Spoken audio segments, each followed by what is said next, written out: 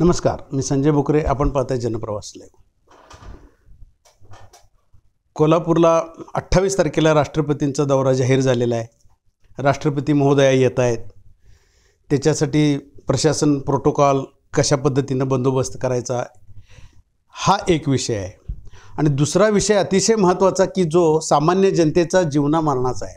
तिथे पूर परिस्थिती भयंकर म्हणजे इतकी भयंकर झालेली आहे की जवळजवळ 81 बंधारे पाण्याखाली गेलेले आहेत. रत्नागिरी रस्ता पाण्याखाली आहे. बावडा रस्ता बंद झालेला आहे. कोल्हापुरात 43 फुटावर पाणी धोका पातळीवर गेलेले आहे. जिल्ह्यातील अनेक गावांचा संपर्क तुटला. हे सगळं दिसतंय. आणि प्रशासन अजून राष्ट्रपती दौरा आहे पण ही म्हणजे प्रशासन करतंय काय हा प्रश्न आहे आज माझा. का प्रशासनाला माहिती नाही आहे का वरनं कळवलंच नाही आहे. राष्ट्रपती भवनातनं काहीच न सांगता डायरेक्ट दौरा दिला आहे काय मला कळत नाही. आज जिल्हाधिकारी हे प्रमुख आहेत कोल्हापूर जिल्ह्याचे आणि चीफ सेक्रेटरी हे असा दौरा येतो त्यावेळेला चीफ सेक्रेटरीना जिल्हाधिकाऱ्यांना माहिती नाही असं होतं का. मग माहिती नसेल तर आत्ता त्यांना एवढं तर माहिती आहे कोल्हापुरातनं हाहाकार सगळे सामान्य जनता किती घरं पाण्याखाली जायला लागलीत. बंधारे सगळे पाण्याखाली गेलेत हे दिसत नाही आहे. आणि हे सगळं झाल्यानंतर मला सगळ्यात महत्त्वाचा प्रश्न आहे हे राज्यकर्ते करतात काय. ह्याच्याहीपेक्षा प्रशासन शेवटी राजकारणी मंडळीच दौरे आणतात. सगळे मोठमोठे सगळे येतात. आता वारणेला जाणार आहेत राष्ट्रपती महोदया पण त्यांना ते अवगत केलं आहे का की एवढी परिस्थिती गंभीर आहे कोल्हापुरामध्ये. आणि कोल्हापुरामध्ये जीवनमरणाचा प्रश्न जर का सामान्य जनतेचा असेल तर राष्ट्रपती महोदयासुद्धा येणार नाहीत. पण त्यांना हे तिथंपर्यंत हे पोचवणार कोण. मग प्रशासन करतं आहे का ह्याच्यासाठी मी म्हणतो आहे.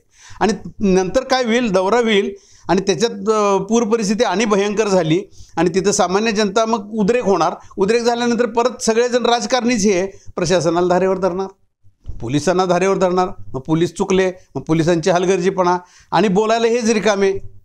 मग माझं म्हणणं असं आहे की आत्ता जिल्हाधिकाऱ्यांनी चीफ सेक्रेटरीनी राष्ट्रपती भवनाला काय कळवलं आहे का की इथली गंभीर परिस्थिती अवगत केली आहे का. पुण्यामध्ये सुद्धा हाहाकार आहे. आज सगळ्या पश्चिम महाराष्ट्रामध्ये दिसते परिस्थिती. सांगलीमध्ये अवस्था काय आहे. पाणी शिरलेलं आहे सगळीकडं. म्हणजे ह्या पश्चिम महाराष्ट्रातली अवस्था अशी असताना राष्ट्रपती दौरा त्या ठिकाणी जाहीर होतो आहे आणि प्रोटोकॉल हा किती भयंकर असतो हेही माहिती आहे आपल्याला. भयानक म्हणजे सगळे अधिकारी तिथंच गेलेले असतात. त्यांची बडदास्त असते सगळी. आणि अशा वेळेला प्रशासनानं इकडं लक्ष द्यायचं पूर परिस्थितीतल्या लोकांच्याकडं सामान्य जनतेकडं का राष्ट्रपतींच्या दौऱ्याचा प्रोटोकॉल सांभाळायचा. ही द्विधा मनस्थिती प्रशासनाची सुद्धा असणार आहे. मग हे कुठंतरी क्लिअर व्हायला पाहिजे का नको. आज सामान्य जनता ओरडते आहे. आज असे एवढी परिस्थिती असताना राजकारणी मंडळींनी सुद्धा आज मुख्यमंत्र्यांनी असेल उपमुख्यमंत्र्यांनी असतील आज अजितदादांचं सुद्धा आपण क्लिपा बघतोय सगळीकडं चॅनलवर सगळीकडे दिसतंय. त्यांनी पुण्यामध्ये ठाण मांडून आहेत. आज ठिकठिकाणचा आढावा घेत आहेत ते. मग हे दिसत नाही का आज मुख्यमंत्र्यांना सुद्धा हे दिसलं पाहिजे. आज त्यांनी कळवलं पाहिजे. उपमुख्यमंत्री देवेंद्र फडणवीस हे तर त्यांनी तातडीनं वरती कळवलं पाहिजे की बाबा कोल्हापुरामध्ये अशी परिस्थिती असताना राष्ट्रपती महोदयांनी थोडा दौरा पुढे ढकलावा.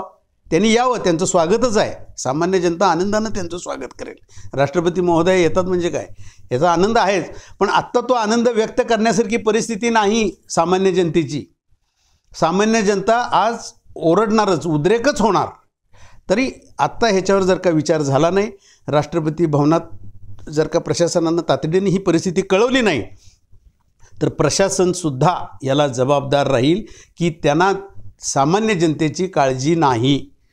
नसेल तर त्यांनी याचा पण खुलासा करावा. आत्ता हे मग प्रशासनाला माहिती नाही आहे का. राष्ट्रपती भवनातनं जर का दौरा येत असेल तर प्रशासनाला माहिती नसेल तर नाही म्हणून त्यांनी सांगावं. आत्ता नसेल तर त्यांनी याच्या बाबतीत वरती तातडीनं परिस्थितीचं काय चालली परिस्थिती ही कळवली पाहिजे. एवढंच आज या निमित्तानं. उद्या पुढच्या भागात